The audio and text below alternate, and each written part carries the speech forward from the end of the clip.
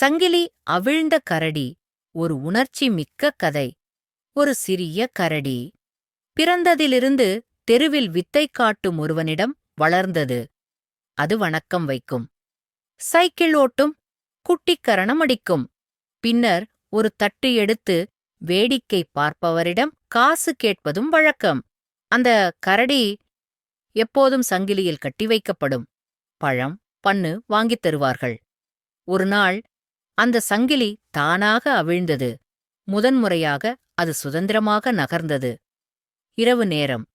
வழியில் popcorn, biscuit எடுத்து சாப்பிடும். திடீரென ஒரு நாய் குலைக்கும். மற்ற நாய்கள் துரத்தும்.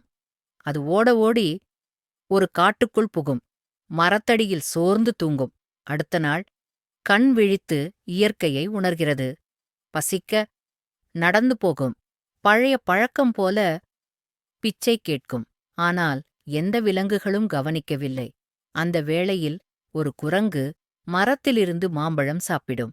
தவறி விழுந்த பழம் கரடி சாப்பிடும். அதற்கு ருசி பிடிக்கும். பின்னர் குரங்கு தாவ தாவ கரடியும் பின்தொடரும். வழியில் தேன்கூடு, அதிலிருந்து தேன் சாப்பிடும். சங்கிலி அவிழ்ந்ததே அதன் வாழ்க்கையை மாற்றியது.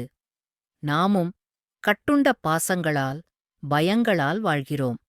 அதை அவிழ்த்தால் நிஜ வாழ்க்கையின் சுவை கிடைக்கும். சுதந்திரம் உண்மையாயிருந்தால் அது இனிமையாயிருக்கும்.